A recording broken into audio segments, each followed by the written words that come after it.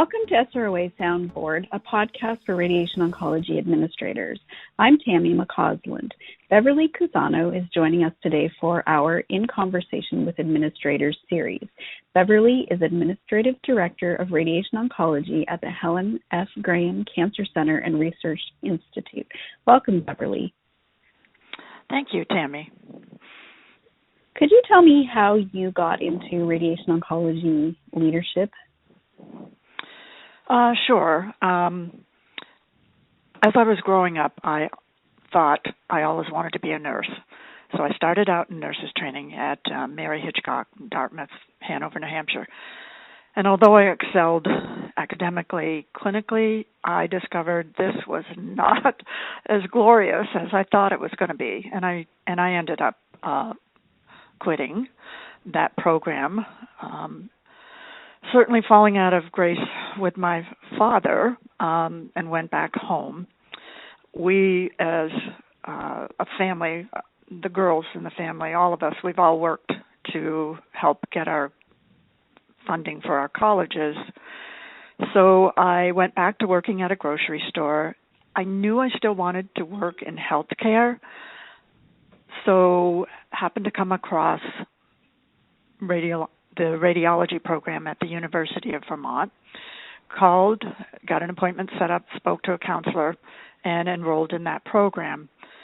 Excuse me. Back then, the first year was rotation through the diagnostic imaging, nuke med, and radiation therapy. I was one of the last ones to get a rotation for radiation therapy. In fact, I had to ask for it because I knew there was only one opening left. And the minute I got into radiation therapy, I loved it. I just knew this is where I wanted to be. So I started as a radiation therapist. And within a couple of years, at one of the facilities I was working, I was asked if I would become the chief therapist. I didn't apply for it. I loved that. It was a great experience. And then after my husband and I moved to another location, I was probably there a year and asked if I would take over the administrative director job for my boss who was going to be leaving. I laugh and kiddingly say at the time I was pregnant and attribute my positive response of, sure, I'll do it, to my pregnancy and hormone change, but I've never regretted it. And so have been in leadership ever since that time.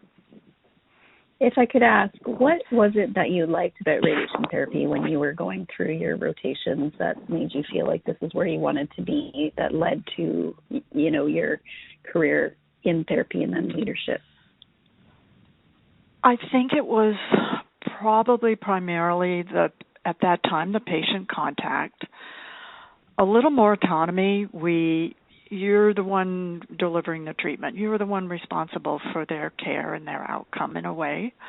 Although you work collaboratively as a team, but you're the ones the patients get to know. And it was just fulfilling and rewarding. It's not like any other profession. And was your dad happy that you ended up in health? Oh, yeah. That I got back on his graces after that. Great. What do you like about being in leadership? For me personally, I think it's that I believe in servant leadership. So I like the fact that people can feel they can come to me and hopefully I'm mentoring them, that they can trust me if there are things that they have concerns about, that I can point them in the right direction, that I can say, I've observed your work for X amount of time. You seem to be an expert or skilled in this area. Let's talk about growth. And it doesn't always end up that their growth is in our department, but at least I've helped them take a career path that they may not have thought of before. So it's really just helping people that report to you. And what do you find hardest about leadership, especially in radiation oncology? I would say probably any place I've ever worked, it's the challenging part is people don't communicate as well as they could. Many times if there's a mistake, and I'm not talking mistakes that reach the patient, but in your quality checks you find out that, hey, the order said this, but this didn't, that's not what got planned, et cetera, or the patient didn't show up and that's not what was on their schedule. It's communication, and the more we communicate with each other, the less likely you are to have things happen that shouldn't occur. It may sound trivial, but really that is a huge challenge, is just getting people to communicate. What have you learned about communication that you think others could benefit from? That it is always best to be transparent and have that communication. Nobody likes dealing with conflict, but sometimes conflict has to occur, and it's all in how you approach it and how you communicate. So for me personally, I have learned, for example, if a physician gets upset about something, I can tell the difference between are they venting or are they really upset with me, and in the manner in which I'm spoken to. And so if I don't appreciate the manner in which I'm spoken to, I know to walk away after the fact, collect myself, and go back and say, do you have a minute? I want to talk to you about the conversation we just had. I also need to keep that in mind when I'm talking to my own staff and something happened that absolutely never should have happened. Assume a good intention and take the personal thoughts out of it and have the conversation. And how has that worked for you, the key points that you said, like take the personal out of it and assume the good intention? Yeah, it's not always easy. It doesn't always work, but at least you've made an effort. I think that's good advice that other people can take with them. You've had a really good career. What are you working on accomplishing at this point in your career? Oh, wow. That's a good question. We have a lot going on in our department right now, so I'm working through looking at a 5-year strategic plan. Those should be a living document. Where are we in that plan? In terms of your professional development, what professional organizations do you belong to and why? I belong to ASRT, and I read the journals because I still do keep my license, although I haven't practiced clinically in several years. And it's also good to know what's out there and what's going on that would be a benefit to our own radiation therapists. I belong to ASTRO. Always great information there, great resources, human resources, information in their journals and their on their blogs, on their, what's comparable to our SROA Connect. And then I belong to SROA, where I've been on the board 7 years. This will be my last year on the board. Participated on several committees within SROA and just found it really rewarding and fulfilling, and seen SROA really grow and be the society it needs to be. How has being involved in SROA shaped you both professionally and personally?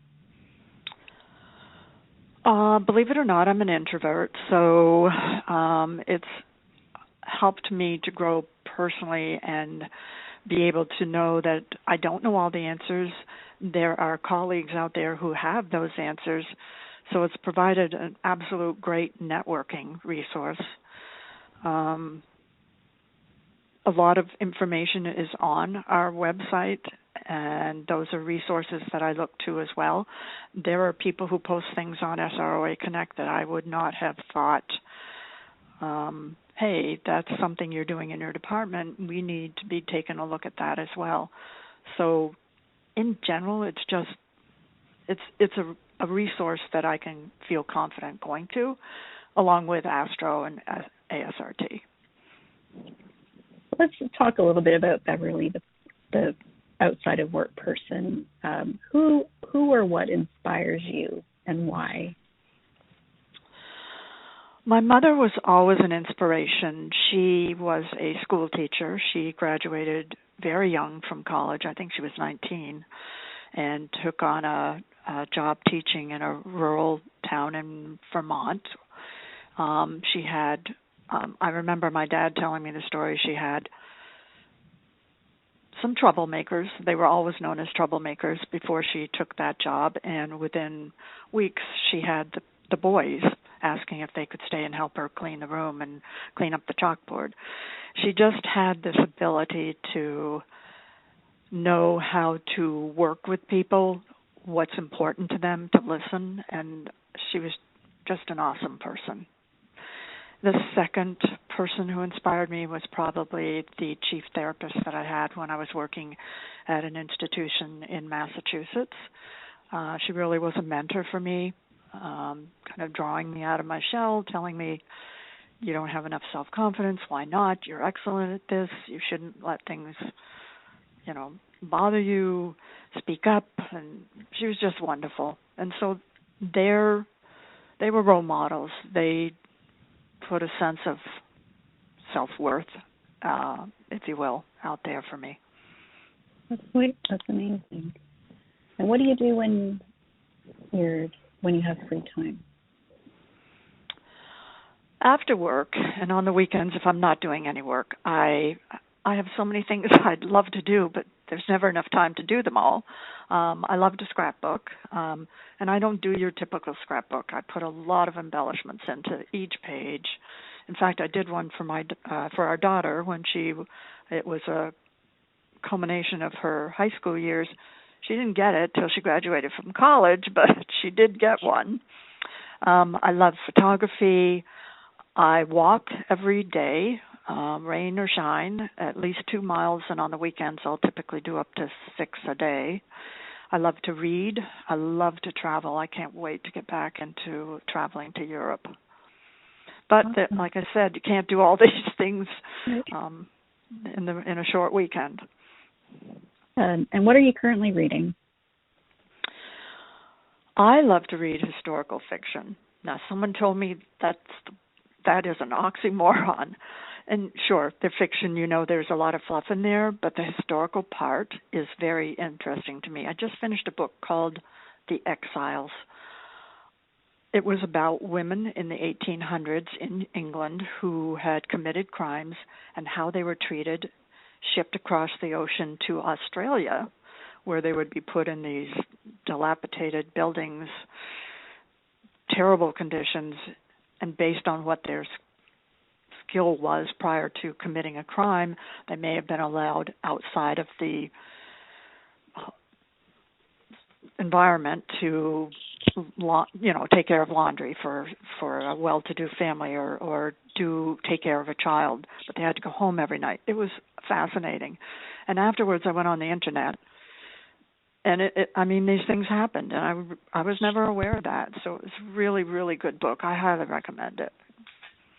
So do you like the kind of reading that is also enlightening as opposed to just being a good read? Oh, yeah.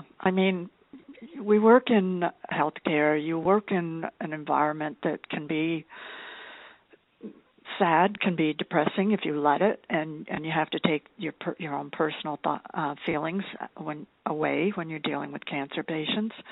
I don't like to read professional journals on my free time. I prefer to do it at work when I have a half hour here and there, and it's relevant to what I need to do at work.